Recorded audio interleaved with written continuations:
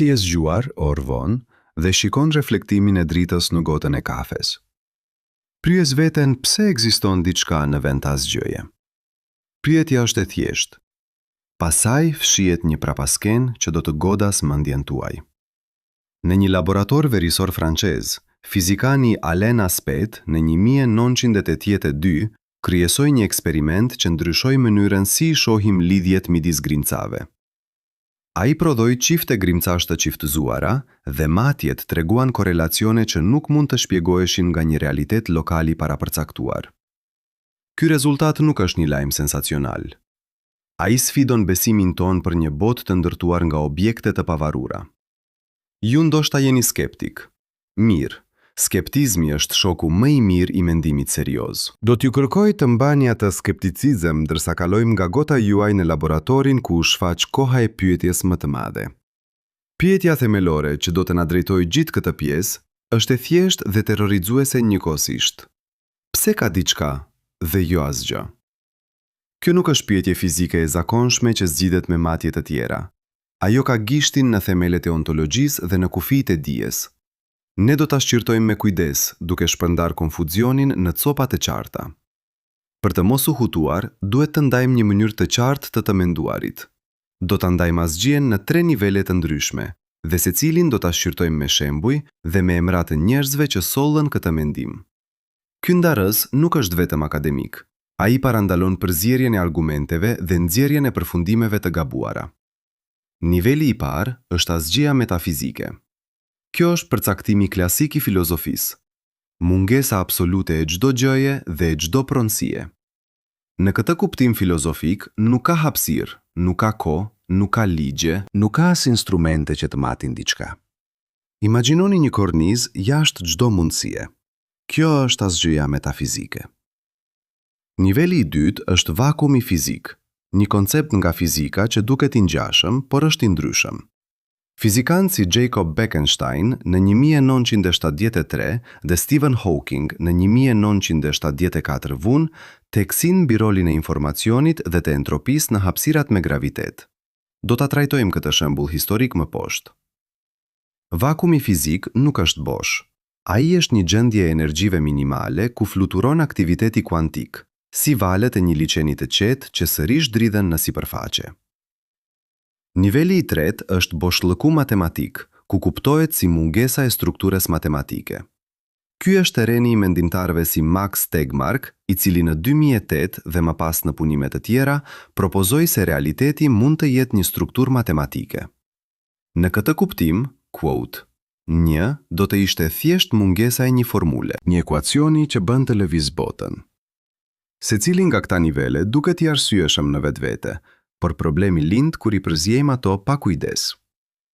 Një krahasim i thjesht ndihmon. Imagjinoni që keni 3 kuti të ndryshme, secila bart një kuptim shumë të veçantë të boshllëkut. Të përzjeni përmbajtjen do t'ju jap një imprehje të gabuar për atë se çfarë është brenda një kategorie. E para, gabim lind kur marrim vakumin fizik dhe e quajmë asgjëjen metafizike.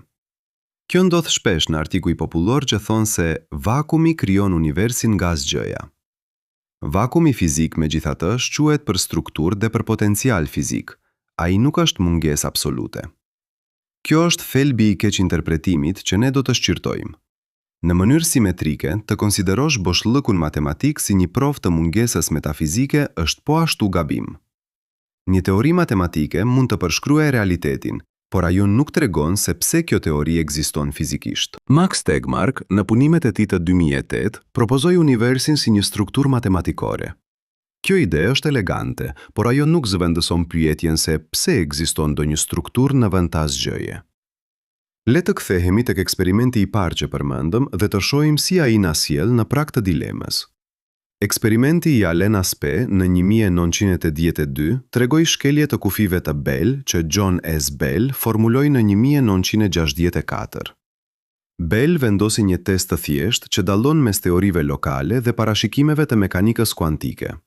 Rezultatet e Aspect u përputhen me parashikimet kuantike dhe shtrënguan hapësirën e mundësive. Sapo e pranonim se lidhjet kuantike janë reale, duhet të pranojmë gjithashtu se bota është më pak intuitive se ç'na mendojmë. Një liçen që dridhet pa shkak i duket çuditshëm, por valët në sipërfaqe kanë kuptim fizik. Ndryshe është kur valët duket se përhapen përtej kufive të zakonshëm. Ky është një shembull i nivelit të vakumit fizik dhe i procesit ku ai nuk është asgjëja metafizike. Një shembull historik që ndërlidh informacionin me realitetin vjen nga Jakob Bekenstein në 1973 dhe Stephen Hawking në 1974. Ata treguan se entropia e një vrime të zezë përputet me sipërfaqen e saj dhe jo me vëllimin e saj. Ky zbulim tregon se informacioni është një monedhë thelbësore e realitetit fizik dhe që sipërfaqja mund të vendosë kufizime të rëndësishme mbi atë se çfarë përfaqëson një rajon hapësirë kohor. Në 2012, fizikantë si Silas Bin, Zore Davudi dhe Martin Savage publikuan një analizë që propozoi mënyra për të vënë kufi në idenë e një universi si një simulim numerik. Ata argumentuan se disa modele të anomalive astrofizike mund të ngrenë pyetje rreth një rrjeti numerues që simuloj hapësirën kohën. Kjo është një përpjekje serioze që nuk pretendon përfundim definitiv. Ajo kërkon kujdes në interpretim dhe matje. Këtu hyn zhgënjimi i publikut. Një fjalë e shkruar në gazet mund të bëjë lidhjen e gabuar midis asaj që thon fizikantët dhe asaj që imagjinon opinioni publik. Përzierja e niveleve bëhet rrugë për mitin. Kur njerëzit lexojnë se kuote 4, ata shpesh e interpretojnë si kuote 5 dhe nga aty lind frika apo fetishet e simulimit. Le të shpjegojmë me një metaforë të thjeshtë. Sipërfaqja e një liçeni përfaqëson fushën kuantike. Një flusk lundruese lind si një fluctuation dhe mund të duket se diçka, por kjo nuk do të thotë që liçeni është mungesë. Vakuumi është si uji që mban fluturat e tij dhe mundësinë për fluska. Nuk është një boshllëk absolut. Një tjetër zonë ngatërrimit është fjalori. Termi kuote 7 në matematik nuk është i njëjtë me kuote në fizike. Një vlerë 0 në një ekuacion nuk është një dështim ontologjik, është një objekt i rregullt në një sistem simbolik. Kur fizikanti flet për kuote 9 dhe filozofi flet për kuote 10, ndodh një gabim i lehtë por me pasoja të mëdha. Këtu hyn edhe niveli i tretë, boshllëku matematik dhe përkthimi i tij në ontologji. Max Tegmark në punimet e tij sugjeron që strukturat matematike janë realitete të vërteta. Kjo konverton pyetjen nga kuote 11 në kuote 12. Por edhe atëherë mbetet pyetja: pse ndodhin strukturat matematike dhe pse ato lidhen me përvojën tonë? Shumë njerëz duan një përgjigje të fundit, një urë që lidh teori me thelbin. Kjo është natyra e dilemës. Ne mund të shpjegojmë se si flukset kvantike ndodhin brenda një vakumi fizik dhe ne mund të paraqesim modele matematike që i përshkruajnë ato. Por për të përgjigjur pse ka struktura dhe jo boshllëk absolut, kërkohet diçka më tepër se rreshta ekuacionesh. Le të mendojmë për një bibliotekë. Një libër nuk tregon pse ekziston biblioteka. Një libër mund të përmbajë një botë të tërë brenda tij, por biblioteka si entitet është diçka që kërkon shpjegim të veçantë.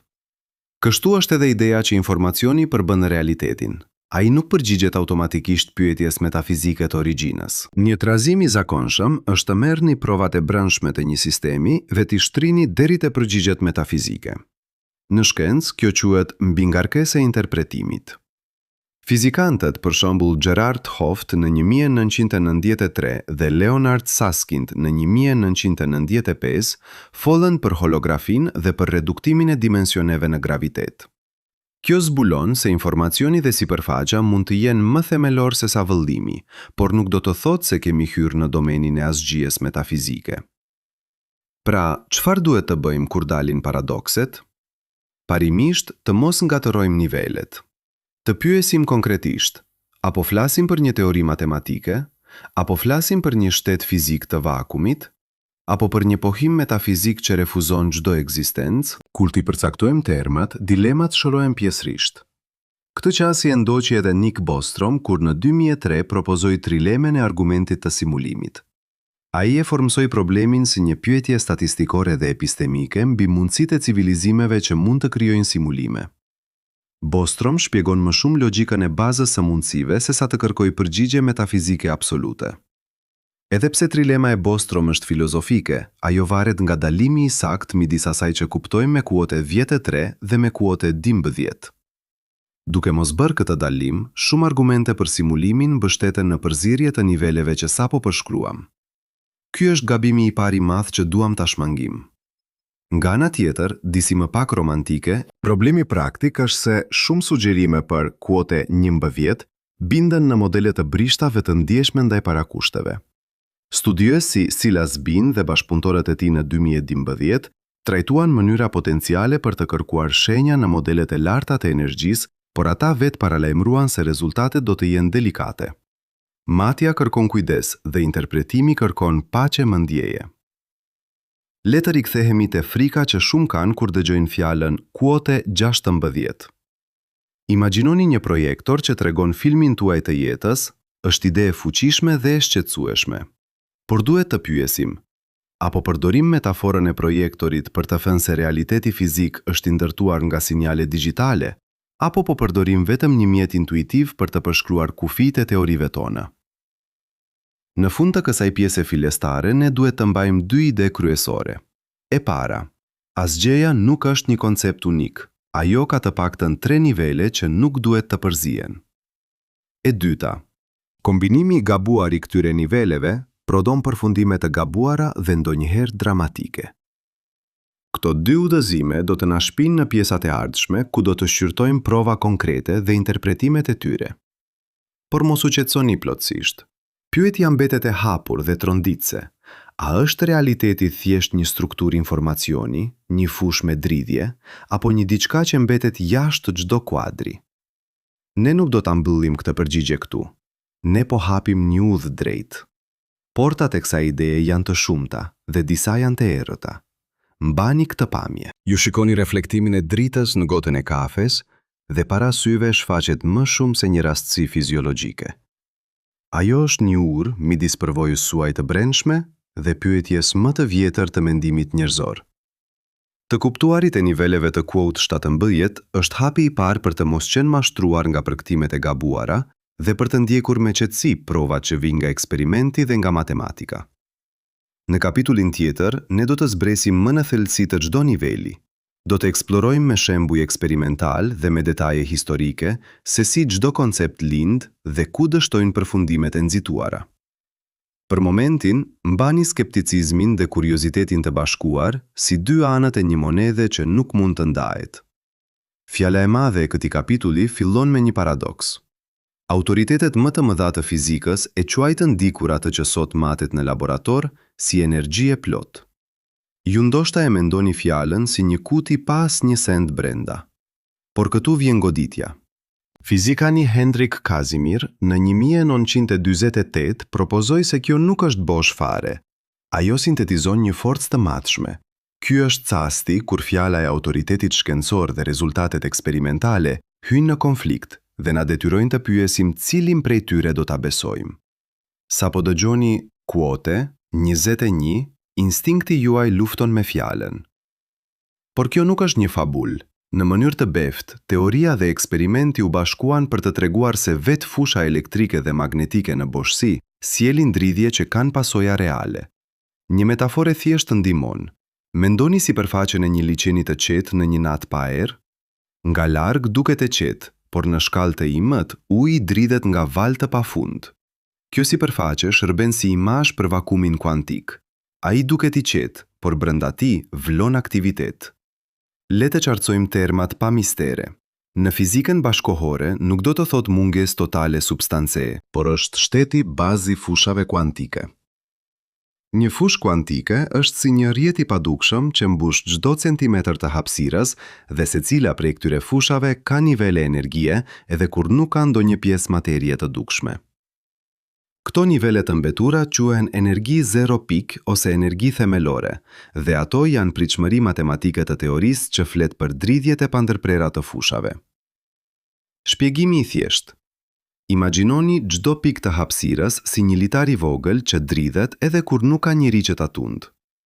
Tundja minimale e secilit është 0 pika. Për të pasur një ide grafike, mendoni për qindra liçene të vegjël që dridhen njëkohësisht. Bashkë ata shfaqin një energji kolektive. Kjo energji 0 pik është e pranishme gjithmonë dhe ajo është themeli i asaj që quajmë kuote 44. Tani një goditje vizuale. Imagjinoni dy plaka metalike të vendosura afër njëra tjetrës në një dhomë të errët. Çfarë ju duket se do të ndodhë midis tyre? Fizika parashikon diçka të papritur. Henry Casimir në 1948, duke u mbështetur në matematikën e fushave kuantike, zbuloi që ndryshimi në mënyrën se si dridhen fushat midis plakave dhe jashtë tyre prodhon një presion neto që i shtyn plakat drejt njëra tjetrës.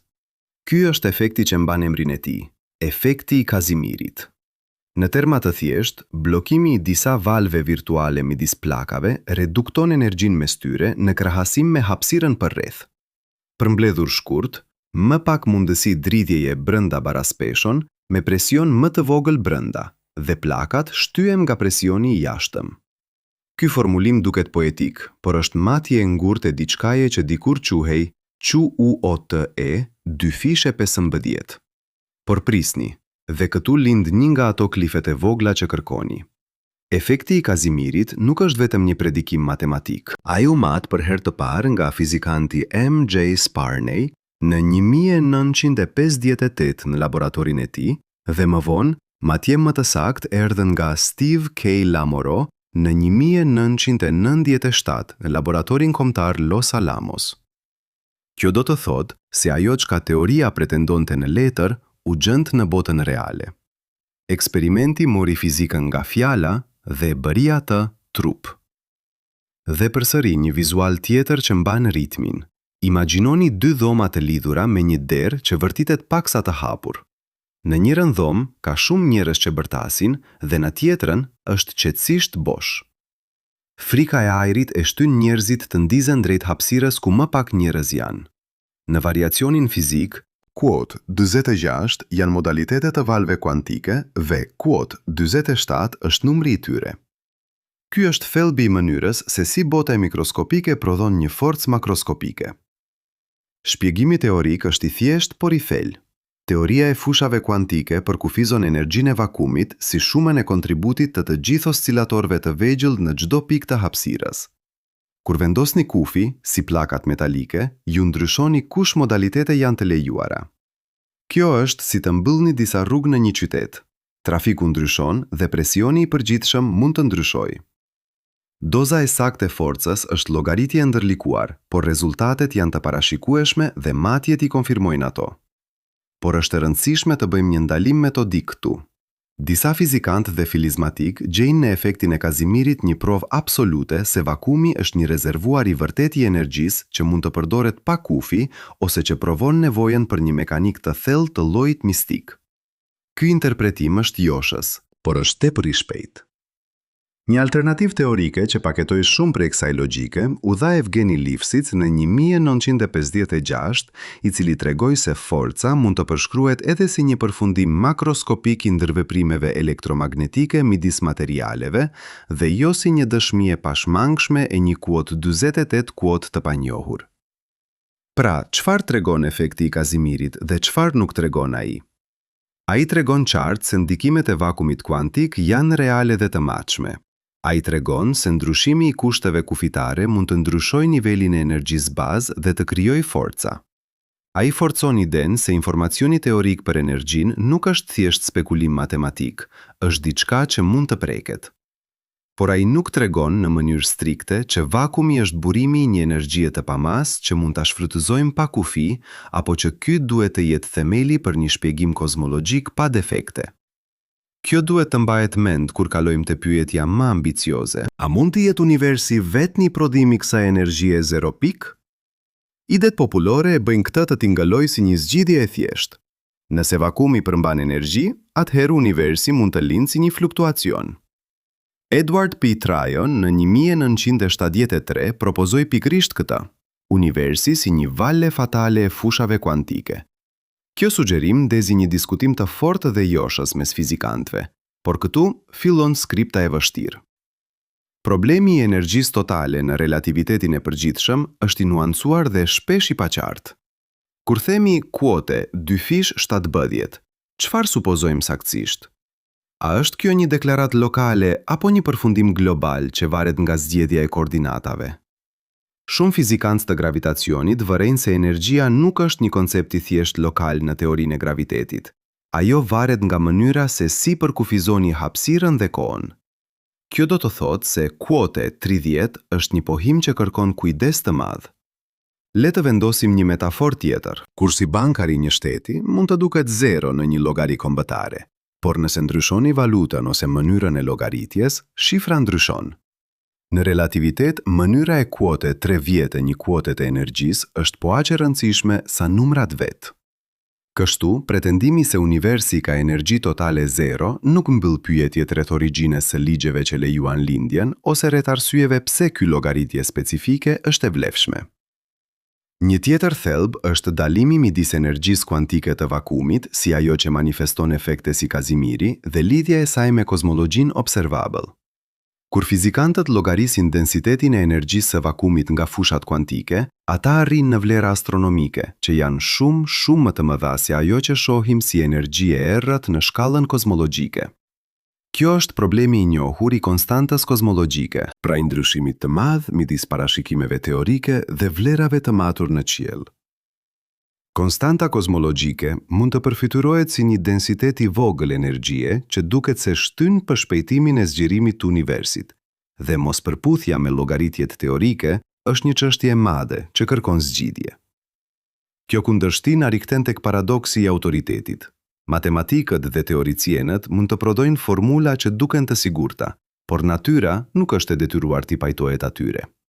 Kështu, edhe pse efektet në shkallë laboratorike si ai i Kazimirit na tregojnë se vakumi ka gjëra brenda, kjo nuk do të thotë automatikisht se mund të shpjegojmë lindjen e universit, apo që kjo energji është burimi i çdo fenomeni të madh kozmik. Një rrugë gjatë midis mësojmë dhe provojmë mbetet e hapur. Një detaj tjetër eksperimental ndihmon të matet ky hendek. Matjet e efektit të Kazimirit nga Steve K. Lamoro në 1997 në laboratorin kombëtar Los Alamos dhe më pas nga Umar Mohidin dhe Anushri Roy në 1998 në Universitetin e Kalifornisë treguan forcën me saktësi të lartë dhe e konfirmuan ekzistencën e saj. Këto matje forcuan idenë se vakumi ka pasoja të prekshme në shkallë të vogla, por ato nuk treguan asgjë për natyrën globale të energjisë kozmike. Mëtej, ekziston një debat konceptual që duhet të përbalojmë. A janë këto efekte shenja të një burimi real të energjisë, apo janë thjesht periudha të manipuluara të ndërveprimeve ndërmjet materjes dhe fushave? Lifshitz në 1956 tregoi se shumë prej asaj që ne e quajmë efekt Kazimir mund të interpretohet si një formë ndërveprimit makroskopik elektromagnetik midis materialeve. Ky është shembulli klasik i asaj që ndodh kur një provë që duket të mbështesë një tezë metafizike, në fakt ka një interpretim të brendshëm, më pak spektakolar brenda fizikës së njohur. Imagjinoni që zbuloni një sallë të fshehtë pas një muri në shtëpinë tuaj. Pritja e sekretit bëhet adrenalin, por kur hapni derën, aty gjeni një dhomë me kutja të vjetra dhe dokumente të papërdorura. Dhoma është reale, por nuk përgjigjet për pyetjen pse u ndërtua salla. Kështu është edhe me vakumin. Ne zbulojmë gjëra reale dhe të prekshme, por ato nuk kanë përgjigjet e mëdha që shpesh kërkojmë menjëherë. Dhe këtu vim te përfundimi i këtij bloku. Vakumi është një gjendje aktive e fushave dhe energjia zero pik është reale dhe matshme. Efekti i Kazimirit është një copëza eksperimentale që e bën këtë të dukshme. Por kjo thembër nuk është shtyllë e vërtet që mbyll pyetjen mbi origjinën e universit, mbi pse ekzistojnë ligjet fizike, apo mbi idenë se një energji e zbrazët zbërthen mrekullinë e ekzistencës. Ka një hendek të thellë për të dhënave laboratorike që kërkon rigjykim teorik dhe nuanca filozofike. Mbyllja nuk do të jetë një përmbledhje e qetë. Ne duhet të mbetemi në një pyetje që lëviz drejt pjesës tjetër të udhëtimit ton. Në qoftë se vakumi është i mbushur me energji dhe informacion të koduar, atëherë si shërben kjo si material për të ndërtuar historinë më të madhe të universit? Kjo pyetje do të çojë rrugën përpara, dhe ajo kërkon që ne të shtrojmë më thellë dallimin midis asaj që matet dhe asaj që mund të nxiret si konkluzion metafizik. Një teleskop hapësinor regjistroi brusht një devijim të dritës së universumit që ne mendonim se e njihnim. Ky ishte sinjali vogël dhe i ftohtë në hartën e sfondit kozmik, një njollë që nuk hyri lehth në skemën e ligjeve klasike. Ju nuk po shikoni një gabim të sensorit, po shikoni një thirrje që të rindërtoni historinë e asaj se si gjithçka nisi. Kjo është hyrja jonë drejt krizës së fillimit në kozmologjinë klasike. 100 vjet më parë, Alexander Friedman në Universitetin e Sankt Petersburgut në 1922 dha zgjidhjet e parapëlqyera matematikore që shpjegonin një univers në zgjerim. Pastaj, Georges Lemaitre në Universitetin Katolik të Louvain në 1927 ofroi një interpretim fizik. Universi kishte një fillim. Këto rezultate i dhanë shkencës një narrativ të fortë, por lënë gjithnjë dy pyetje të shkëlqyera që djegin. Si arriti koha e hershme të balancohej kaq mirë dhe pse universi duket kaq i sheshtë? Problemet e horizontit dhe të sheshtësisë nuk janë detaje modeste. Ato thonë se një pjesë e tregimit klasik nuk mbyllet. Imagjinoni që dikush ju tregon për një dhomë me temperatura të njëjta, edhe pse dy muret të saj nuk kanë qenë kurrë në kontakt. Kjo është thelbi i problemit të horizontit. Pjesë të largëta të universit duken të koordinuara, pa një mekanizëm të dukshëm komunikimi para. Po ashtu, nëse formimi i universit do të ndiqte ligjet klasike pa një proces special, atëherë kurbatura e hapësirës do të kishte shpërthyer larg vlerave që ne matim sot. Këto janë mosbalancime që kërkojnë një shpjegim jashtë rutinës. Alan Guth në Institutin e Teknologjisë së Massachusettsit në 1981 propozoi një zgjidhje dramatike: inflacioni. Ai paraqiti idenë se universi shpejtoi për një copë kohe të shkurtër si një caj që zëval duke shtrirë çdo papërsosuri. Në këtë model, një fazë e shkurtër por e fuqishme e zgjerimit fsin problemet e horizontit dhe i shtridh përafërsisht krukset e kurbaturës. Motori i kësaj skeme ishte një fushë e veçantë energjie e njohur si fusha inflacionare që sjellte një ritëm eksponencial. Nëse inflacioni u duk mrekulli, ai shkaktoi edhe dilema të reja. Alan Guth përmendi se faza inflacionare mund të linte nga një kusht paqësor i energjisë vakum. Por pyetja e rëndësishme qëndron kështu: çfarë filloi inflacionin? Kush e ndezi prushin kosmik? Përgjigja nuk mund të vijë vetëm nga zgjidhjet e ekuacioneve klasike. Ne hasim në një mur ku kozmologjia klasike mbaron dhe kërkon zvendësim nga fizika më e thellë. Këtu shfaqet teorema e famshme që prishi ëndrrën e një inflacioni të pafundëm mbrapa në kohë. Arvind Bort, Alan Guth dhe Alexander Vilenkin në 2003 formuluan atë që njihet si teorema BGV. Ata treguan se në shumicën e modeleve inflacionare, shtegu gjeodezik që shkon mbrapa në kohë nuk mund të vazhdoj pafund mbrapa. Në mënyrë teknike, këto hapësira janë të pakuptime për të qenë të plota në pjesën e tyre të kaluar. Në fjalë të thjeshta, inflacioni nuk fshin nevojën për një origjinë, ai thjesht e shtyn atë për hapësira ku matematika e vjetër pushon së shpjeguari. Teorema BGV është një goditje e kthjellët dhe nuk është një prerje fundore. Ajo nuk thot se ka një pikë zero të thjesht ku koha fillon, si një çast kronologjik i përmbushur me një singularitet klasik. Ajo thot se në kuadrot inflacionare të trajtuara me gjeometri klasike, rrugët drejt të shkuarës janë të pafundësisht të shkurtra, që do të thotë se duhet diçka tjetër për të përshkruar atë kufi. Kjo është ndrydhje metodologjike. E vërteta është pjesë matematikore, por përfundimi fizik kërkon shtesë. Vlera e teoremës nuk është që jep zgjidhjen, por që shkruan kufirin ku gjysma e terrenit i përgjigjet metodave klasike. Alexander Vilenkin në Universitetin e Tufts në 2003 i interpretoi rezultatet si një nxitje për një fillim të domosdoshëm ku makina klasike ndizet. Alan Guth në Institutin e Teknologjisë së Massachusettsit në 2003 pranoi se inflacioni vetëm i përgjigjet pyetjes absolute të origjinës. Arvind Borde, gjithashtu në punë me kolegët e tij në të njëjtat vite, vuri një gjilpër paralajmëruese. Ka një vijë që shkenca e klasikës e kalon. Por çfarë do të thotë kjo për modelin ton të narrativës kozmike? Në praktik, teorema BGF lë vend për dy lloje përgjigjesh. E para, dikur duhet të hyjë fuqia e mekanikës kvantike e gravitetit, një teori që nuk është ende e pjekur. E dyta, mund të ketë një kalim tek një gjendje tjetër fizike që nuk përshkruhet nga hapësira dhe koha të zakonshme. Kjo zgjon tensionin.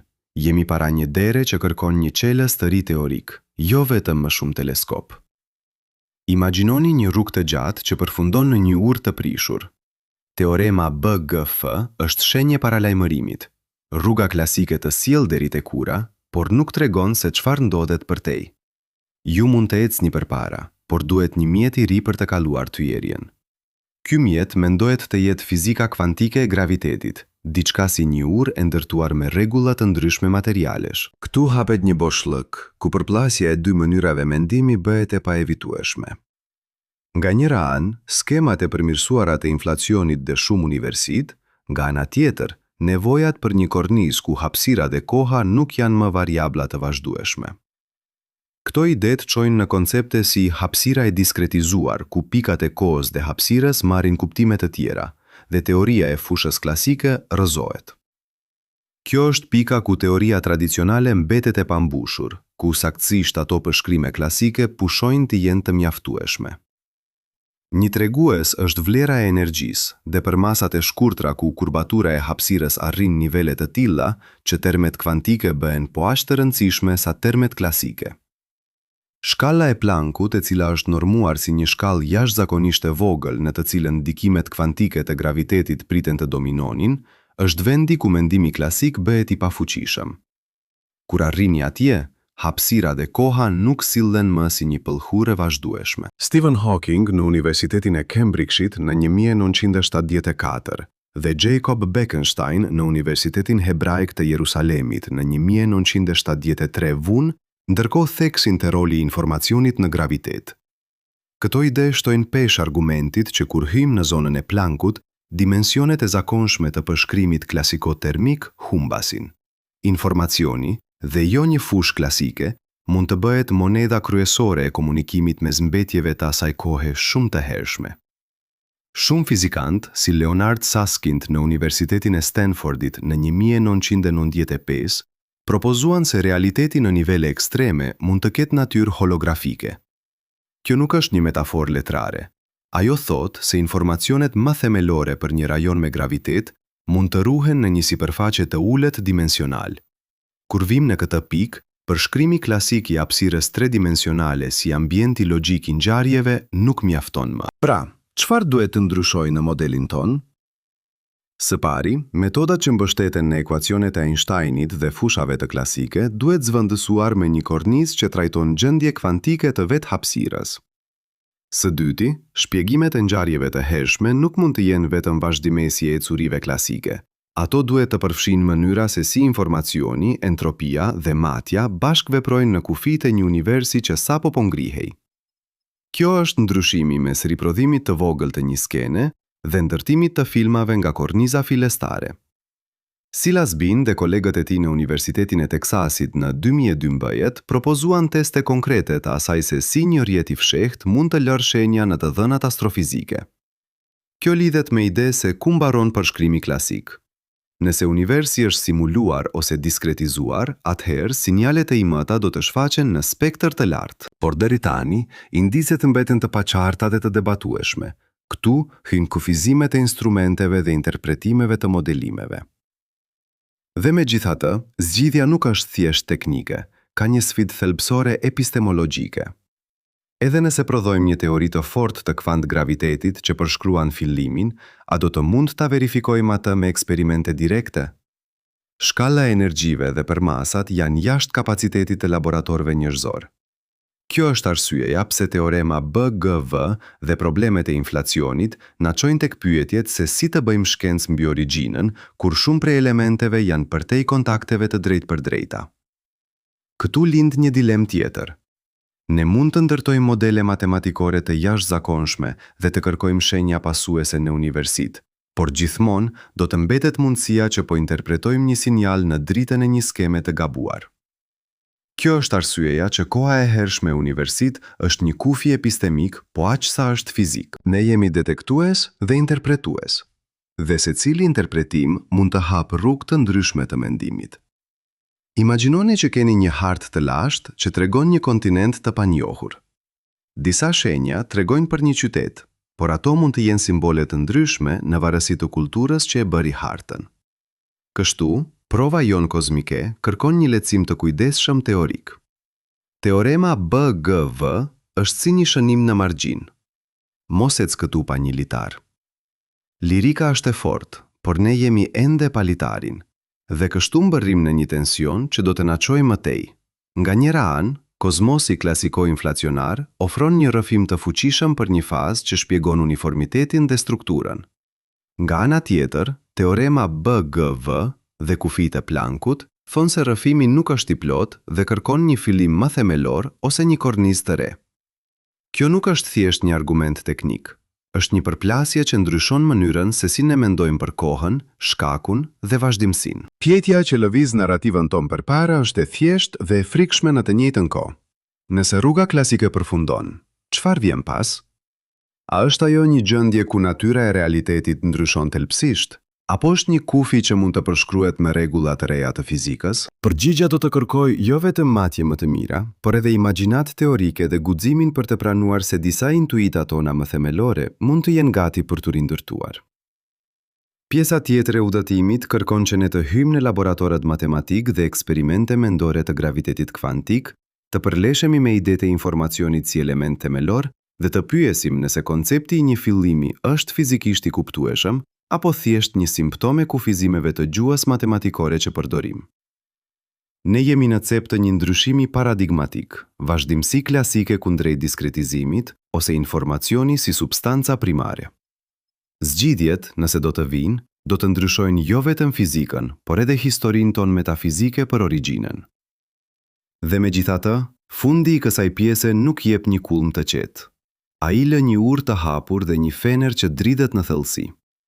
Ne dim se tregimi klasik bën një pjesë të punës, dim se inflacioni zgjidh probleme të rënda dhe dim se teorema BGV shtron kufirin përpara nesh.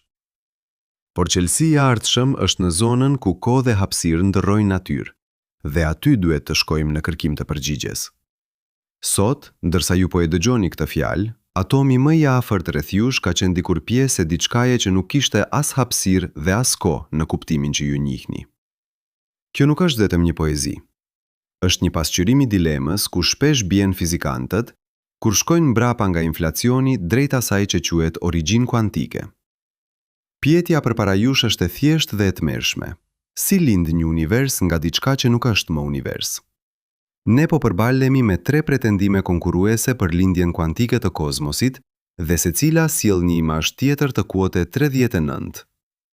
E para është modeli pa kufi i Hartle dhe Hawking, i propozuar nga fizikantët James Hartle dhe Stephen Hawking në 1983, në bashkëpunim midis Universitetit të Kalifornisë Santa Barbara dhe Universitetit të Cambridge.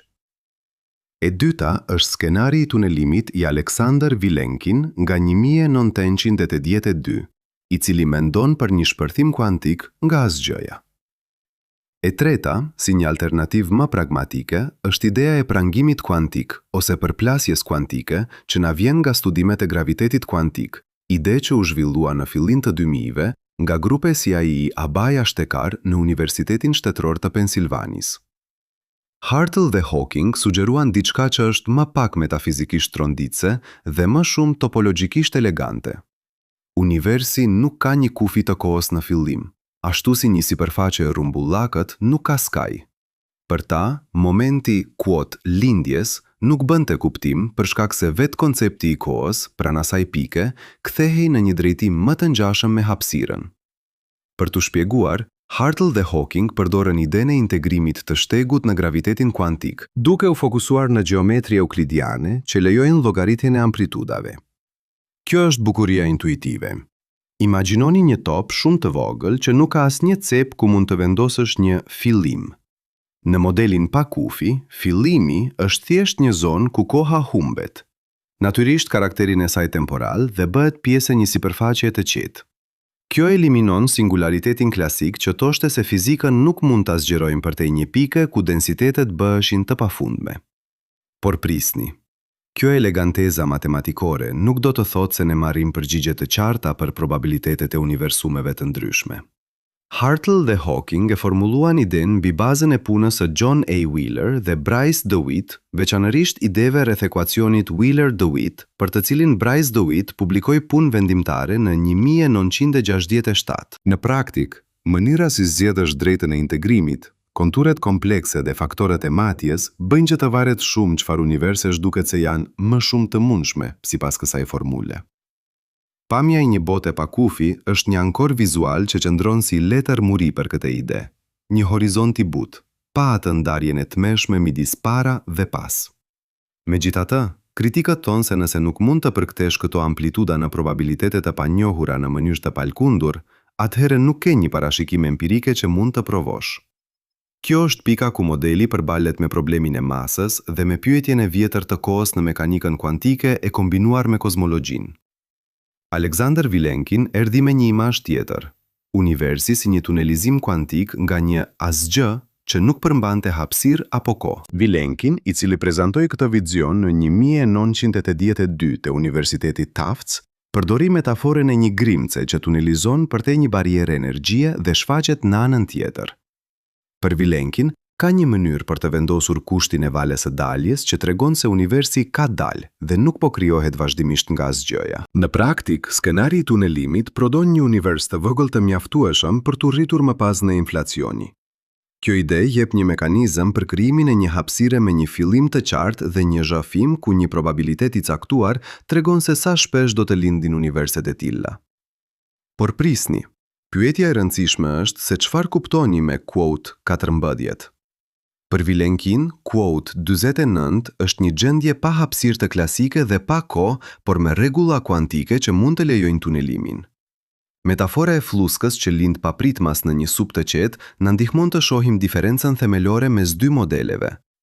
Hartle-Hawking flet për një sipërfaqe të qetë pa skaj. Vilenkin flet për një flusk që shfaqet me një probabilitet të parashikueshëm. Kjo ndryshon jo vetëm imazhin filozofik, por edhe mënyrën se si llogaritet probabiliteti dhe çfarë do të prisnim të vëzhgonim në universin ton. Disa prej debateve më të nxehta në literaturë përplasen pikërisht mbi këtë dallim thelbësor. Tre modele konkurrojnë gjithashtu në nivel praktik.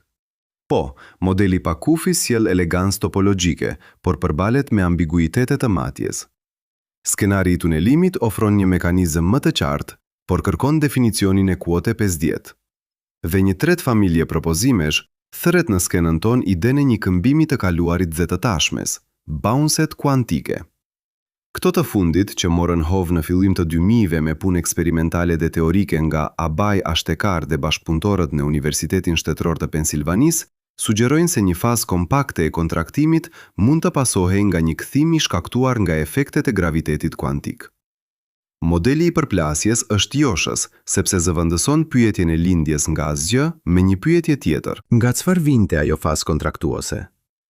Kjo e zhvendos problemin nga një singulariteti pa kuptueshëm në një tranzicion ku ekzistojnë rregulla kuantike të përshkruara me mirë. Megjithatë, ky model humbet elementin e shpjegimit të origjinës absolute dhe përplasja vetë ngre kërkesa për kushte dhe histori paraprake. Nëse jemi arbitra, si i peshojmë këto tre kandidat? Kritere themelore janë qartësia konceptuale, mundësia për të prodhuar parashikime të kontrollueshme dhe përputhshmëria me të dhënat ekzistuese si spektri i perturbacioneve primordial. Hartle-Hawking shkëlqen në aspektin konceptual, sepse eliminon singularitetin me një formulim të thjesht topologjik, por të dhënat e shkëputura nga mënyra e matjes e bëjnë vështirë që ky model të jap prognoza të pakundërshtueshme. Vilenkin ja del më mirë në formulimin e një mekanizmi kuantitativ për kuote 51, por ajo që nënkupton kuote 52 mbetet e debatueshme. Ekziston edhe një dimension praktik. A mund të testojmë këto ide? Shumë fizikantë, përfshirë grupin e Silas Bean, Zore Davudi dhe Martin Savage, që në 2012 propozuan kufizime eksperimentale, kanë kërkuar shenja të mundshme të diskretizimit ose të një rjeti llogaritës në të dhënat astrofizike. Për të sinjalizuar si mbështetëse të një skenari krijimi, shenja do të duheshin të ishin të imëta, një devijim i vogël në spektër i energjive të larta ose struktura të përsëritura që nuk zhvishen lehtë nga efektet e thjeshta fizike. Këto imaze janë si gjishta të vegjël të kodit në një tekst të gjatë. Ata mund të jenë të pranishëm, por lehtësimi i tyre kërkon instrumente shumë delikate dhe shumë kujdes teorik. Prandaj, shumë nga diskutimet që lexojmë në literaturë nuk janë për dëshmi të pakundërshtueshme, por për indikacione që mund të vullosen me matje më të mira. Kjo është një ndryshim i rëndësishëm mes gjuhës populore dhe asaj shkencore. Duke hequr dorë nga romanca e preferencave, Cili kandidat del më i fortë në fund? Në kushtet e ditës së sotme nuk ka një fitues absolut. Megjithatë, kërkimi modern po ofron një përgjigje pragmatike. Modelet që kombinojnë stabilitetin konceptual të Hartle-Hawking me mekanizmat dinamik të Vilenkin dhe me rregullat konkrete të gravitetit kuantik të dhëna nga punët e ashtekar njihen si më premtuese. Kjo do të thotë se ideja më e fortë është ajo e një kornize unifikuese që mund të zgjidhë singularitetin, të jap një mekanizëm për prodhimin e hapësirës dhe të lërë gjurmë të matshme. Por ky është një fitim i dobët dhe i vlerësuar me kusht. Ne ende nuk dim se si të përcaktojmë probabilitetin e vërtet të një universi të dhënë, sepse problemi i masës në kozmologji është ende i papërfunduar. Ishte pjesë e debateve më të rënda kur studiuesit përpiqen të kuptojnë se si të përcaktohet sa shpesh ndodh një lindje kozmike në rregullat e tyre. Pra, edhe një kornizë unifikuese do të duhet të përgjigjet për masën, për problematikën e kohës dhe për përfshirjen e observatorit. Le ta mbyllim këtë pjesë me një pyetje që kombinon frikën tonë filozofike me një numër të qartë. Nëse ekziston vetëm 1 në 100.000 mundësi ku një model i caktuar kuantik prodhon një univers të tillë si i yti, çfarë do të thotë për kuptimin e rastësisë dhe rëndësinë e këtij specifiku? Kjo nuk është retorike zbrazët, është një provë e ashpër që tregon se çfarë humbasim nëse duam një shpjegim të plotë. Imazi që mbetet nuk është një konkluzion i mbyllur, por një portë e hapur. Jemi duke e ndjekur gjurmën e shkurtër të amplitudave, të tunelimeve dhe të përplasjes kuantike, duke shpresuar të kapim një shenjë të vogël në petkën e kozmosit që do të na tregojë se cili prej këtyre rrëfimeve është më shumë se një metaforë. Ndërsa ecim përpara, pyetjet mbeten të njëjta dhe intensivisht të tjera. Çfarë do të besonim nëse ndonjëherë do të fitonim atë shenjë? Imazi fillestar është i thjeshtë dhe i goditshëm. Kamera shtrihet mbi një rrjet yjesh dhe galaktikash, zgjerohet dhe pastaj bëhet përmbysje e papritur e kohës, një përmbytje mbrapa nga mijëra vjet dritë në shkallën e Planckut. Pamja kthehet në një fushë të imët pikash, si tabela e pikselave të një ekrani të prishur, ku secila pikë mund të jetë një vendodhje fizike e mundshme. Ky premtim i pamjes na detyron të pyesim menjëherë, si matet probabiliteti kur mundësitë janë të pafundme? Inflacioni i hershëm, siç e paraqiti fizikani Alan Guth në 1981 dhe siç e zhvilloi Andrej Linde në 1983, prodhoi idenë se universi mund të gjenerojë xhepa të pafundme ku ligjet lokale ndryshojnë. Në këtë kornizë, çdo mënyrë e mundshme e strukturimit të fizikës mund të realizohet në ndonjë xhep kozmik dhe numri i xhepeve mund të jetë i pafund. Por, dhe pikërisht këtu, lind problemi i masës. Kur të gjitha rezultatet ndodhin pafund, si i japim një probabiliteti të drejtë njërit? Problemi i masës thjesht është problemi i si numrojmë në një univers të pafund. Shkencëtar si Alexander Vilenkin në 1985 dhe të tjerë vunë re se rezultatet e parashikimeve varen thellë nga mënyra se si ne bëjmë prerjen matematikore mbi pafundsinë. Metoda e prerjes, masa, është si të vendosësh një kornizë mbi një pikturë të pafund. Zgjedhja e kornizës ndryshon atë që shikon, dhe kur teoria juaj jep përgjigje të ndryshme për të njëjtën pyetje vetëm duke ndryshuar kornizën, parashikueshmëria shpërbëhet. Për të kuptuar çfarë nënkupton kjo në praktik, imagjinoni se shikoni vëllime të pafund xhepa dhe provoni të numroni sa prej tyre kanë një vlerë të caktuar të një konstante natyrore. Përgjigja varet nga mënyra se si numroni. Disa prerje klasike, si masa me kohë të duhur, prodhojnë paradokse të njohura, si paradoksi i të rinjve, ku xhepat e më të rinjve domazhin statistikën. Përfundimi është i thjeshtë dhe shqetësues. Pa një princip të qartë mas, nuk ka mënyrë objektive për të thënë se cili modeli i inflacionit bën parashikime që mund të konfirmohen. Kjo mungesë e një norme provokuese është ajo që çon direkt te testi më mizor i brendshëm i një modeli kozmologjik. Idet për trupat e Boltzmannit. Mendoni për një dëshirë absurde. Në një sistem me entropi të madhe dhe shumë kohë, mund të lindë rastësisht një mendje e ndjeshme nga fluktuacione termike. Nëse modeli juaj e prodhon këtë skenar më shpesh se lindjet normale të vëzhguesve të qëndrueshëm, atëherë, sipas statistikës së tij, ju do të jeni më shumë një mrekulli termike sesa produkti një historie kozmike të qëndrueshme. Shtrojeni këtë si një eksperiment i mendor. Mbyllni sytë dhe imagjinoni se mendimi juaj i tanishëm ka dalë papritur nga asgjëja për një moment të shkurtër, pa kujtesa autentike dhe pa vazhdimsi memorieje. A do të besonit atë përvojë si më tipike se sa përvojën tuaj të gjatë dhe konsistente? Kjo është pikrisht pyetja që fizikanët si Don Page në 2003 më vonë vendosën përpara kur diskutojnë konsistencën e teorive që lejojnë dominimin e mrekullive termike. Përse kjo është më shumë se një kuriozitet filozofik?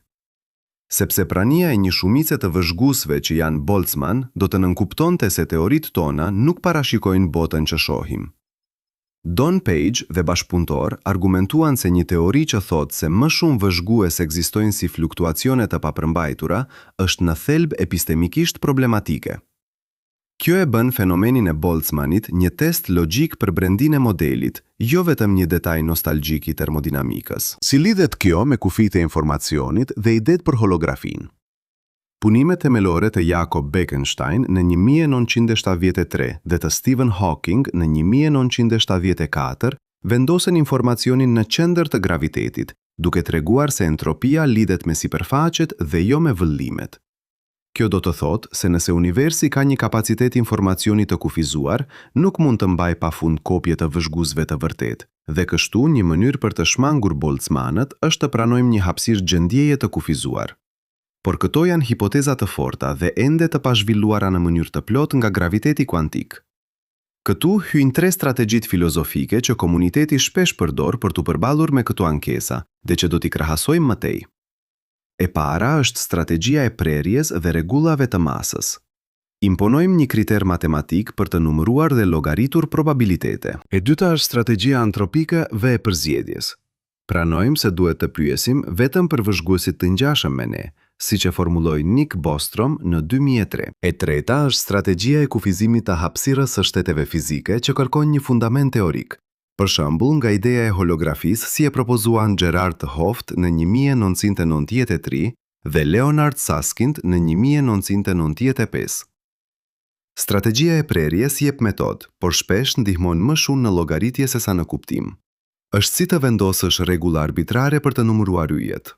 Strategjia antropike na lejon të shpjegojmë pse shohim vlera të përshtatshme për jetën, por ajo kërkon që ne ta përkufizojmë me kujdes se çfarë është një kuote 66 dhe si peshon një kujtesë. Strategjia e kufizimit teorik synon t'i mbajë gjërat të përfytyrueshme duke thënë se universi ka një numër fundor të gjendjeve, por ajo varet nga versionet jo të plota të gravitetit kuantik dhe shpesh nuk është e shqyrtueshme. Krahasimi i tyre nxjerr në pah një realitet të hidhur. Asnjëra nga 3 strategjitë nuk është e pakundërshtueshme, dhe secila ka kosto. Masa kërkon një postulat të ri pa motiv të fortë fizik. Antropika rrezikon të bëhet shpjegimi i hapur dhe jo parashikues.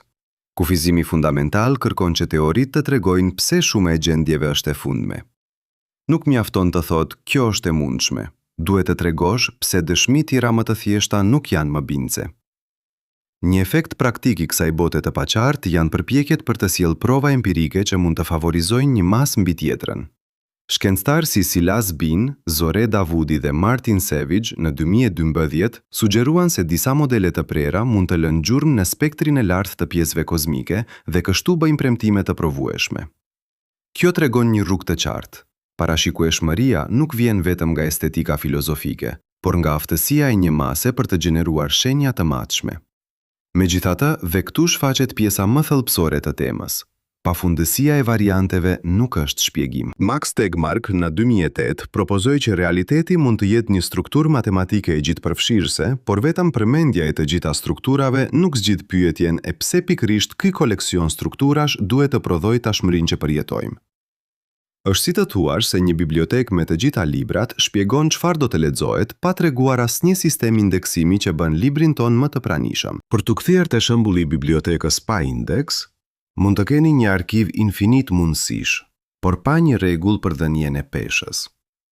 Çdo deklaratë probabilistike bëhet e pabazë. Shkenca kërkon modele që mund të llogarisin dhe falsifikojnë, dhe pafundësia pa një masë të besueshme e zhduk dallueshmërinë midis premtimit dhe pafuqisë. Pra, numri i varianteve nuk duhet të gëlltisë nevojën për parsimoni. Kuptohet si një rregull që i referohet aftësisë për të bërë parashikime të reja dhe të testueshme. Duke u rikthyer te pyetja që lidhej me fillim, çfarë do të kërkonim për të shpallur një zgjidhje të problemit të masës si e kënaqshme?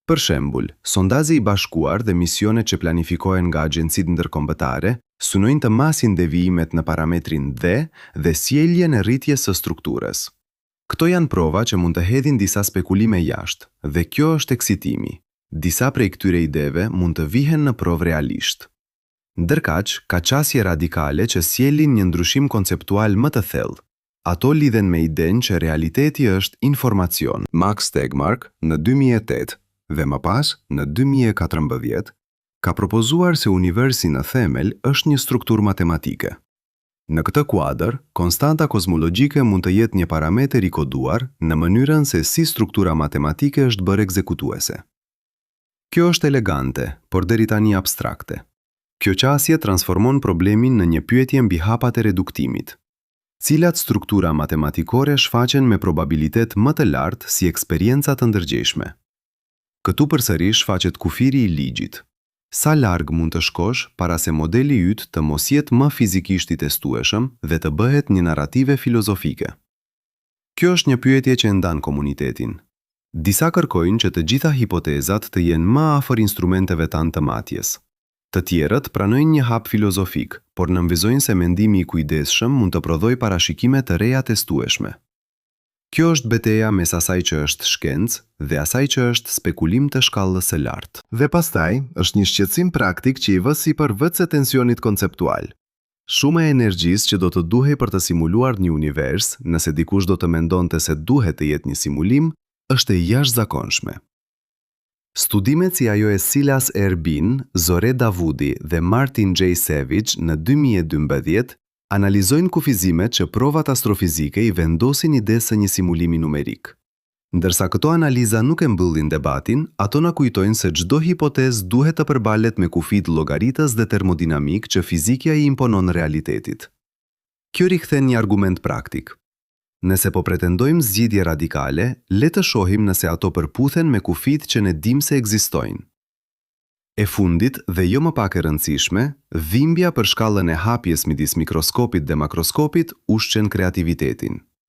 Kjo është paralelizmi që e kemi përqendruar që në fillim, valët e vakumit kundrejt zgjerimit kozmik. Nëse nuk ka një mekanizëm të qartë që lidh ato dy nota, ne mbetemi me një simfoni të pandërprer hipotezash.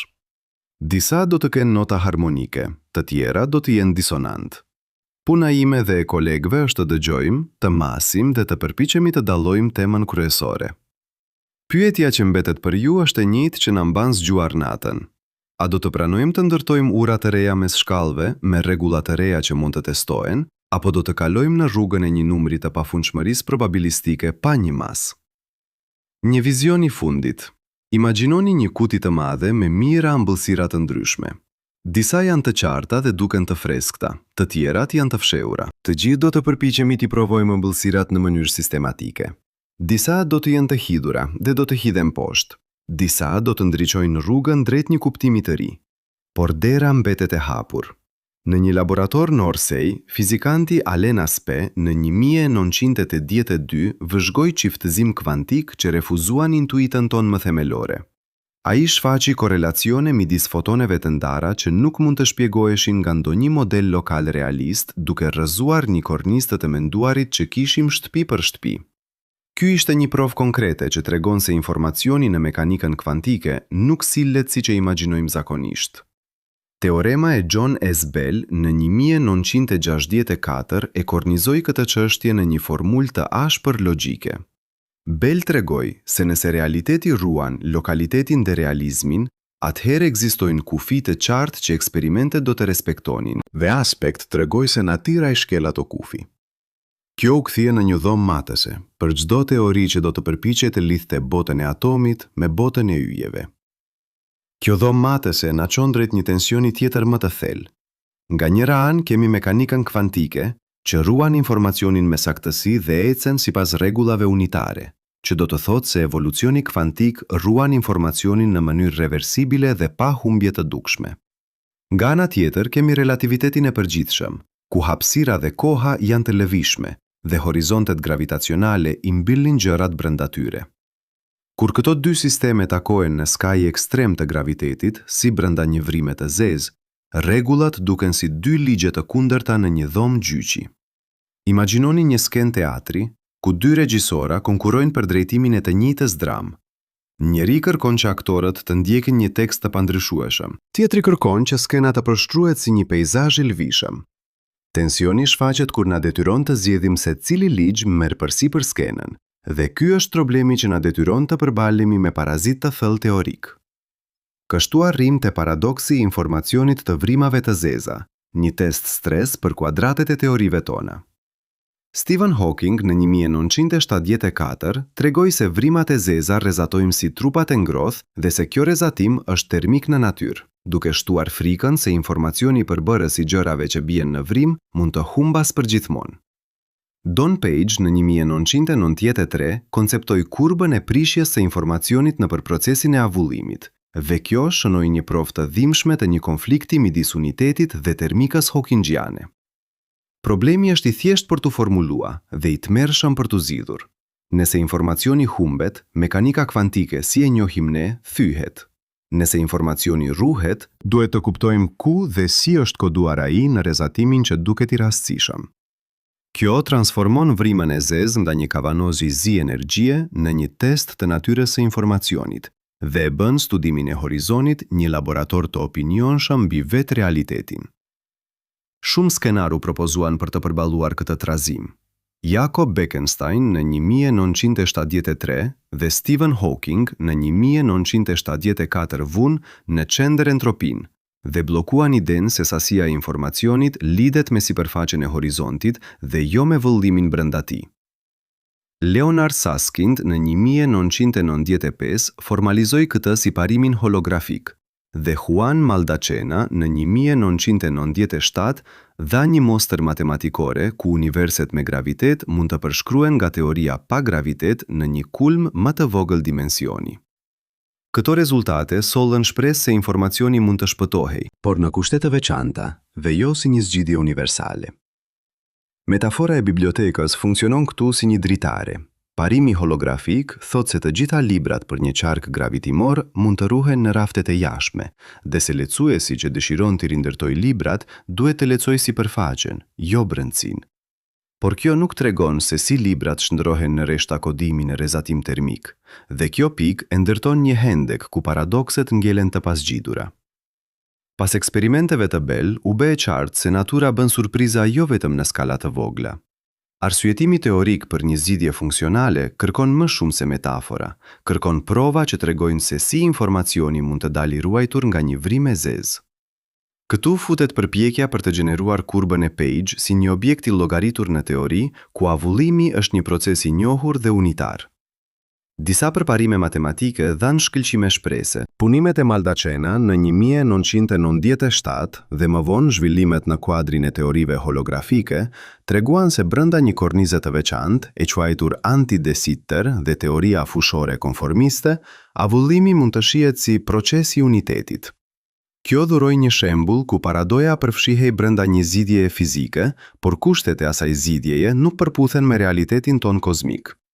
Kjo do të thotë se ne fituam një model shembullor, jo një përgjigje gjithëpërfshirëse. Dhe këtu vjen dyshimi i arsyeshëm. Ju keni të drejtë të jeni skeptik. Kur një teoricien thotë se ka zgjidhur problemin duke përdorur një univers të veçantë matematik, ju duhet të kërkoni se ku kjo zgjidhje përputhet me universin që ne vëzhgojmë në dhomën tonë astronomike. Skepticizmi është instrumenti i shkencës dhe ai na mban të lidhur me tokën. Le të shikojmë kufit që fizikët kanë vendosur në hipotezën e simulimit përmes provave konkrete. Silas R. Bean, Zore Davudi dhe Martin J. Savage në 2012 analizuan se nëse universi ynë do të ishte një rrjet numerik me rezolucion të caktuar, do të prisnim shenja anisotropie dhe kufizime në spektër të energjive të larta. Analiza e tyre tregoi se disa versione shumë naive të një simulimi diskret janë në kontradiktim me të dhënat e astrofizikës, duke i vendosur kërkesat praktike të simuluesit në një fushë të vështirë llogaritse. Që nuk përjashton simulimin në mënyrë absolute, por kufizon mënyrat e tij të mundshme. Ka gjithashtu kufije më të themelueshme që vijnë nga termodinamika dhe llogaritja. Jakob Bekenstein në 1973 vuri një këshill të ashpër që lidhet me entropin dhe sasinë maksimale të informacionit që mund të ruhet në një zonë me energji të caktuar. Seth Lloyd, në fillim të 2000-vjeçarit, analizoi kapacitetin llogaritës të vetë universit dhe tregoi se çdo simulim i gjithë universit do të kërkonte burime jashtëzakonisht të mëdha. Këto janë mure praktike që një hipotezë simulimi duhet t'i kalojë. Andaj skepticizmi kërkon që ideja të përballet me këto mure për të qenë serioze. Nga ana tjetër, disa rrugë të thjeshta janë tashmë të diskretizuara si të pamundura. Ideja se neutralet të thjeshta të informacionit mund të fshihen pa kosto ose pa pasoja termodinamike, bie ndesh me parimin e Landauerit dhe me natyrën e entropisë që Bekenstein identifikoi. Gjithashtu, provat e Bell dhe testet e mëvonshme të kryera në laboratore të ndryshme e përjashtojnë si shpjegim të përgjithshëm ndonjë model lokal realist që do t'i jepte natyrës një strukturë të përfunduar lokale pa shtrembërime fundamentale. Kjo sjell një ndarje të qartë mes asaj që është tashmë i përjashtuar dhe asaj që mbetet hapur.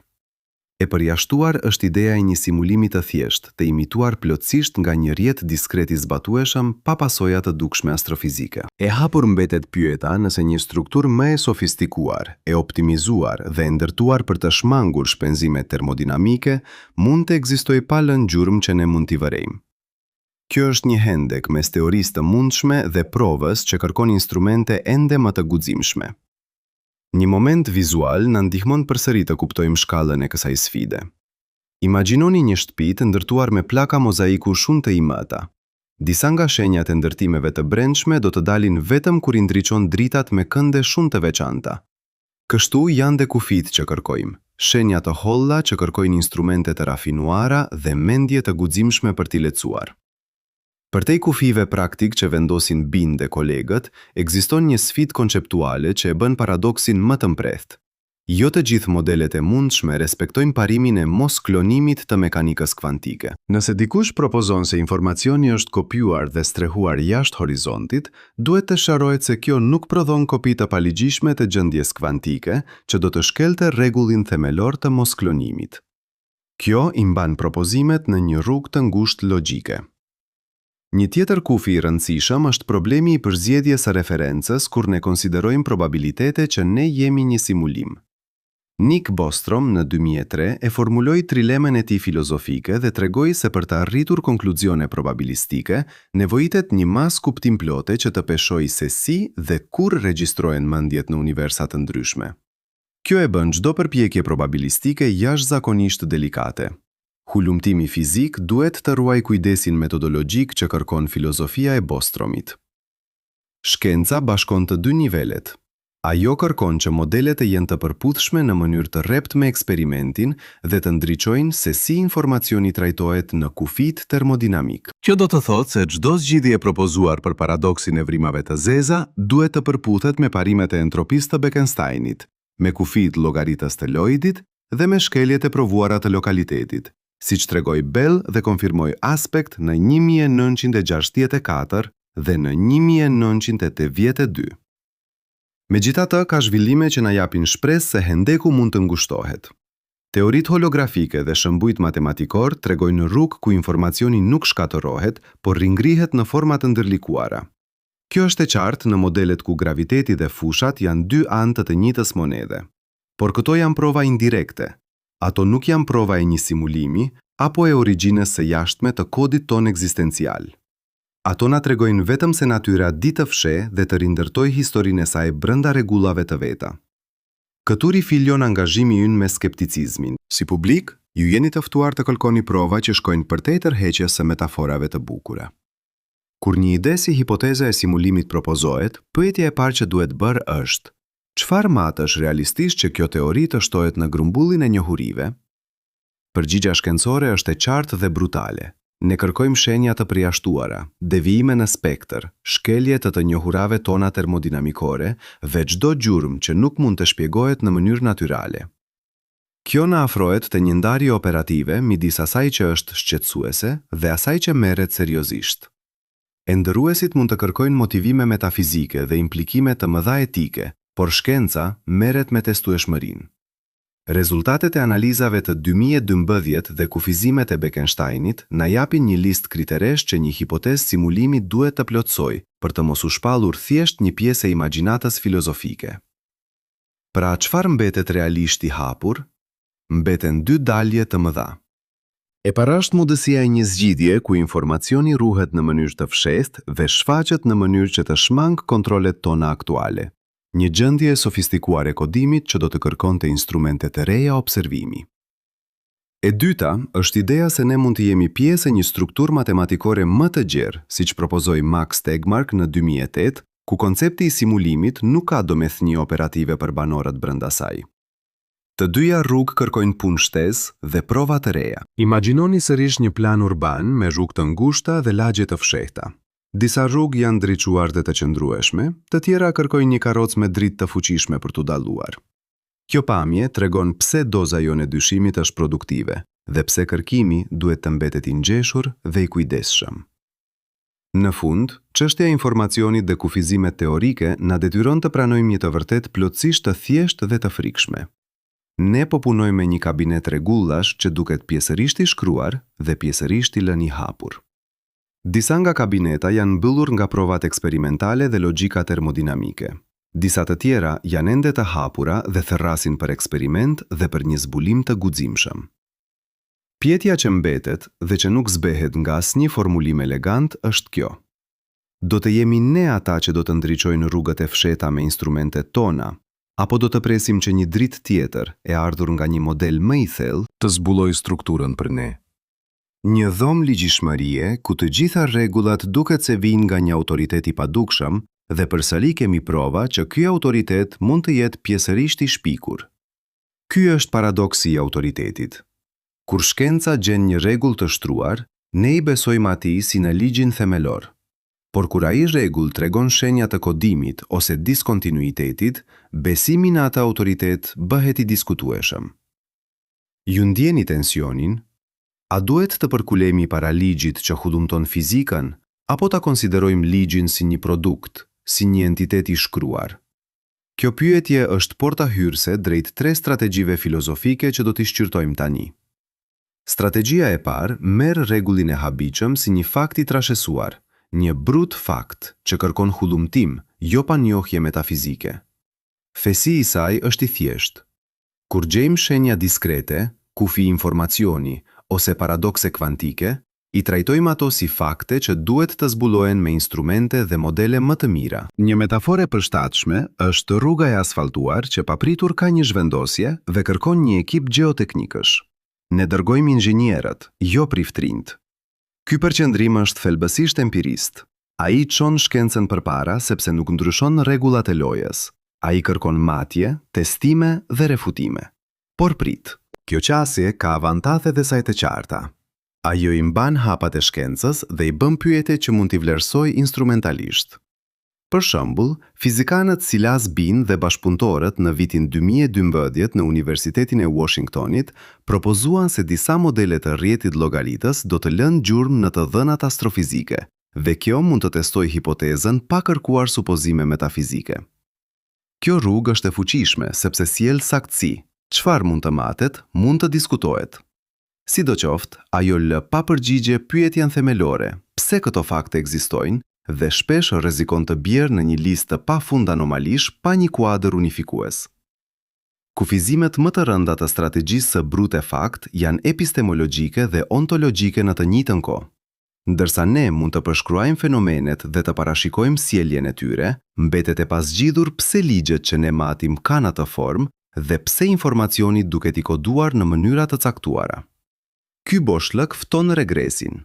Nëse çdo shpjegim shkaktohet nga një tjetër shpjegim, ku ndalon zinxhiri? Strategjia e brute fact e pranon regresin si një kusht të punës.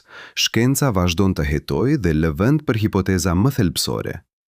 Kjo është ura që na çon tek strategjia e dytë, e cila kërkon një themel të domosdoshëm. Strategjia e dytë kërkon një themel të domosdoshëm. Një necessary foundation që shpjegon pse ekzistojnë ligjet dhe pse realiteti ka një strukturë të caktuar. Thesi i saj thotë, disa gjëra nuk janë thjesht fakte të rastësishme. Ato rrjedhin nga një parim ose substancë që është e pamundur të mos jetë. Metafora për këtë ide është themelet e një ndërtese.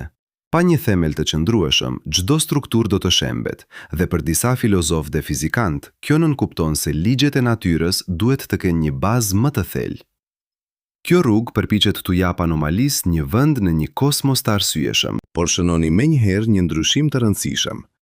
Kërkimi i një themeli të domosdoshëm nuk automatikisht do të thotë hyjnizim apo krijim intencional. Për disa mendimtar, ky themel është një natyrë patjetërsueshme matematikore.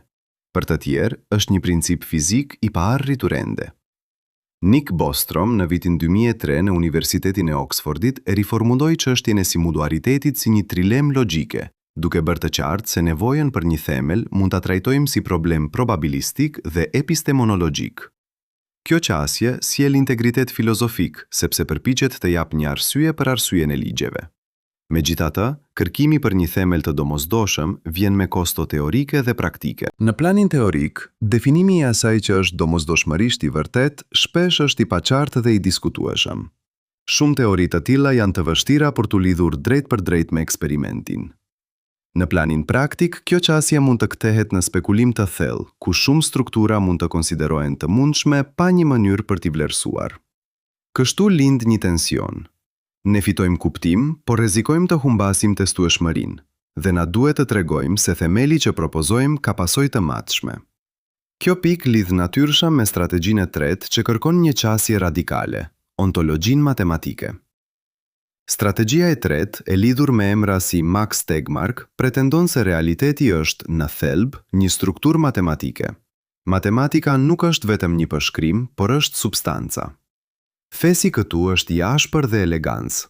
Të gjitha ligjet dhe fenomenet rrjedhin nga formacione matematike, ashtu si formatet digjitale prodojnë një imazh në një ekran. Një metaforë e qartë është biblioteka. Imagjinoni një bibliotekë ku çdo libër është një sistem fizik i mundshëm dhe universi ynë është një nga librat që janë detyruar të ekzistojnë për shkak të natyrës së bibliotekës. Kjo qasje jep një lloj parsimonie ontologjike që duket të zgjidh disa mistere të rëndësishme. Por prit, parimi matematikor është joshës për shkak të bukurisë së tij, por ka çështje të peshës së rëndë. Si i lidhim strukturat matematikore me përvojën subjektive të ndërgjegjes?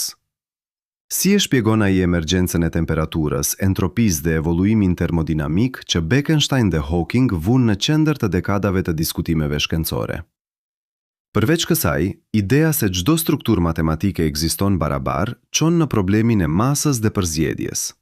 Si vlerësojmë që ky libër është më i vërtet se tjetri? Analiza e forcave dhe dobësive të këtyre tre linjave kërkon ndalime të qarta për të shmangur karikaturizimin. Strategjia e brute fact është e fuqishme për shkak të përmbajtjes së saj metodologjike.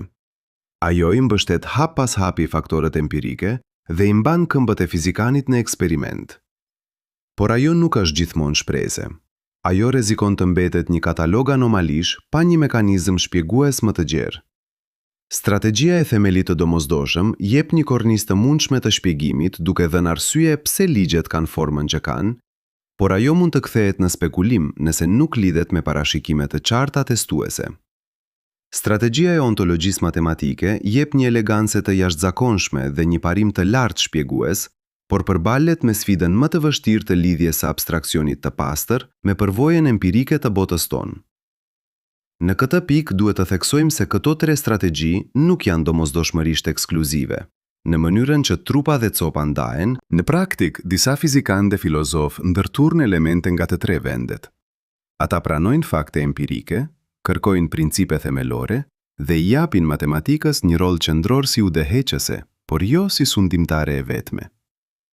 Një shembull i këtij ndërturjeje është puna që lidhet me parimin holografik. Ky parim kombinon evidencë të entropisë së vrimave të zeza me një strukturë matematike që mund të jetë matan intuitës son hapësinore. Kjo qasje sintezon. Ajo përdor matjet, parimet dhe strukturën matematike si mjete bashkëpunuese. Një pyetje thelbësore për çdo strategji është se si ajo ndikon praktikisht në programet e kërkimit në fizik. Strategjia e brute fact ndryshon agjendën eksperimentale. Ajo na nxit të ndërtojmë instrumente më delikate për të kërkuar diskontinuitete, anisotropi të imëta dhe shenja të kompresimit të informacionit. Kjo është arsyeja pse artikuj si ai i Silas Bean dhe kolegëve në vitin 2012 kanë jehon të madhe. Ata propozuan kriteret që mund të vijnë në provë në të dhënat ekzistuese. Strategjia e themelit të domosdoshëm ka një ndikim tjetër praktik. Ajo nxit fizikën teorike drejt formulimeve që kërkojnë parime të reja unifikuese. Si u diskutua më parë, Bekenstein dhe Hawking vun bazën e lidhjes midis entropisë dhe sipërfaqes së horizonit të vrimës së zezë. Kjo është një shembull që udhëheq kërkimet për një themel më të thellë. Kjo qasje mund të prodhojë parashikime të reja, por kërkon një filozofi më të ekuilibruar për t'u bërë dobishme. Strategjia e ontologjisë matematike, përfundimisht, e zhvendos fokusin e kërkimit drejt identifikimit të strukturave matematike që kongruojnë me ligjet që ne matim. Kjo rrugë frymëzon një lloj projekti ndërdisiplinor ku matematikantë dhe fizikantë kërkojnë struktura të veçanta dhe ku analiza e informacionit dhe kapacitetit llogaritës bëhet thelbësore, si në punën e Seth Lloyd në vitin 2000 mbi kapacitetin llogaritës të universit. Por problemi praktik këtu është se pa një kriter përse një strukturë matematike duhet të përfaqësojë realitetin ton, përpjekjet mund të ngelin brenda një panoplie të pafund mundësish. Një dilemë etike dhe metodologjike lind kur këto strategji ndikojnë njëra tjetrën. Nëse i jepim përparësi brute efekt vetëm, mund të humbasim mundësinë e një unifikimi thelbësor. Nëse kërkojmë themelinë e domosdoshëm në mënyrë të pamatur, mund të bëhemi spekulativ pa testet e duhura. Nëse atëfurojmë ontologjinë matematike, rrezikojmë të bëhemi të vetëkënaqur me bukurinë formale pa lidhje me realitetin perceptues.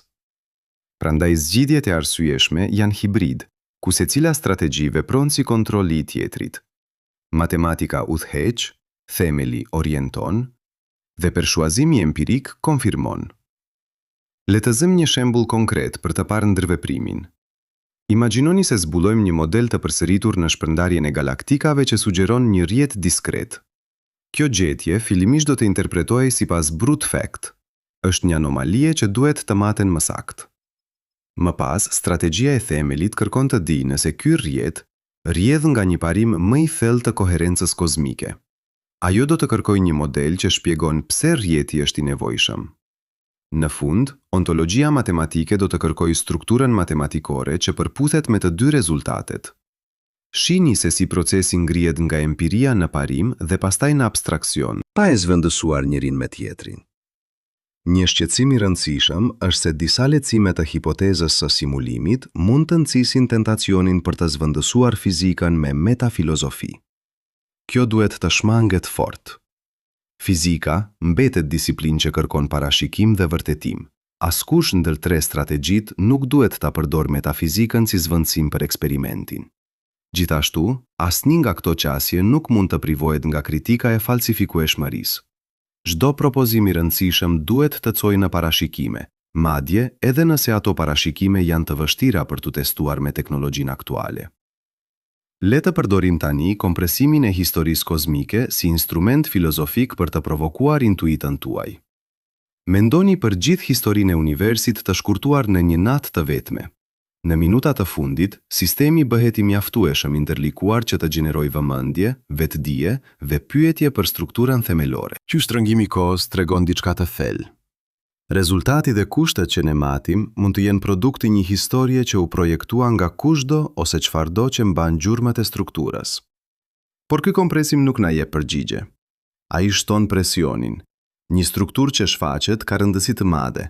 Dhe tri strategjitë që shqyrtojmë janë mënyra se si ne reagojmë ndaj këtij presioni. Për të ruajtur rrjedhën e kërkimit, duhet të ofrojmë udhëzime metodologjike që burojnë nga krahasimi i këtyre linjave. Së pari, çdo teori duhet të specifikojë qartë se cilat gjurmë empirike do të rezultonin nëse ajo është e vërtetë. Kjo është këshilla e brute fact. Së dyti, çdo propozim për një themel duhet të demonstrojë se nga ai themel rrjedhin me natyrë parashikime dhe se ai themel është i paktën epistemonikisht i domosdoshëm. Së treti, çdo variant i ontologjisë matematike duhet të shpjegojë lidhjen ndërmjet strukturës abstrakte dhe fenomenit të ndërgjegjes apo emergjencës termodinamike. Një pasqyrë e tillë metodologjike bën të qartë se kjo nuk është thjesht debat filozofik për të kënaqur kurreshen intelektuale. Rezultatet kanë pasoja të drejtë për drejta për mënyrën se si shpenzojmë burimet e kërkimit dhe cilat instrumente e teori favorizojmë. Nëse ne marrim seriozisht se natyra është e informacionit, atëherë analiza e sistemeve të llogaritjes dhe entropisë bëhet vendimtare. Nëse ne marrim seriozisht nevojën për një themel, atëherë investimi në fizika teorike të radikalizuar bëhet i domosdoshëm. Dhe nëse ne përqafojmë ontologjinë matematike, bashkëpunimi me matematikën abstrakte dhe logjikën bëhet çelësi i identifikimit të ligjeve të reja. Dhe megjithatë, pavarësisht nga rruga që zgjidhet, një paralajmërim i rëndësishëm mbetet. Çdo pretendim për provë të simulimit duhet të kalojë filtrin e konkurrencës për interpretim. Një sinjal i pazakont mund të jetë rezultati një emergjence fiziologjike, një kufi teknologjik në instrumentin ton, apo një model i pasakt teorik. Për këtë arsye, mënyra më e shëndetshme e veprimit është pluraliste dhe skeptike. Përdorni të gjitha mjetet, por mos pranoni asgjë pa verifikim të pavarur. Në fund të kësaj pjese, ju duhet të keni një kuptim të qartë se çfarë do të thotë të zgjidhësh midis këtyre strategjive. Nuk është thjesht një zgjedhje estetike midis bukurisë matematikore dhe thjeshtësisë empirike. Është një vendim metodologjik që përcakton se çfarë do të kërkojmë në natyrë dhe si do të interpretojmë çdo rezultat që shfaqet. Pyetja që mbetet dhe që zgjon nevojën për pjesën tjetër të rrugëtimit ton, është e thjeshtë dhe e mbushur me tension.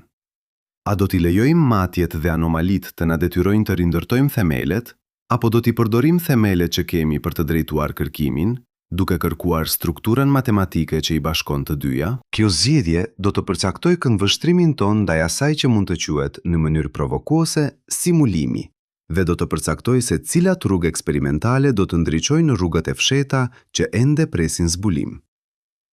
Ju që po dëgjoni këto fjalë pikërisht tani, jeni një vëzhgues i brendshëm i një bote që duket e vazhdueshme dhe e sigurt. Dhe megjithatë, fizika moderne na ka mësuar se ajo siguri mund të jetë një iluzion i holl. Fluska që ndjenjat tuaja prekin mund të jetë ndërtuar nga bloqe informacioni. Kjo është piknisja jone e fundit. Çfarë mbetet pasi kemi shfrytzuar të gjitha metodat, përbatuar të gjitha argumentet dhe lënë pas retorikën? Mërria e perspektivës kërkon që ne të bashkojmë 3 linja kryesore që kemi ndjekur. Arsyet filozofike të Nick Bostrom, si u paraqitën në 2003 në Universitetin e Oxfordit, zbulimet e informacionit dhe holografisë të Jacob Bekenstein në 1973 në Universitetin Hebraik i Jeruzalemit dhe Stephen Hawking në 1974 në Universitetin e Cambridge'it dhe testimet dhe shqetësimet eksperimentale si ato të Silas R. Bean dhe bashkautorëve në punimin e tyre të 2012 në revistën Physical Review D. Këto rrënjë kanë lindur në tema të ndryshme, por ato takohen në një pyetje të përbashkët. A është natyra jonë kuantike dhe kozmike më mire përshkruar si informacioni organizuar se sa si substancë materiale? Të 3 shtyllat formojnë skeletin e argumentit për simulimin, por ky skelet nuk ngre një trup të patunshëm. Ai ngre një kornisë të hapur. Parashikimi probabilistik i Bostromit është trupi i parë i argumentit. A i thot se nëse një specie teknologjike arrin të krijojë shumë simulime të ndërgjegjshme, atëherë probabiliteti për t'u gjendur në një prej tyre rritet të ndjeshëm. Por ky është një argument mbi masat dhe përzgjedhjen, dhe ai përballet me dilema metodologjike që i përkasin psikologjisë së seleksionit dhe matematikës së masës në kozmologji.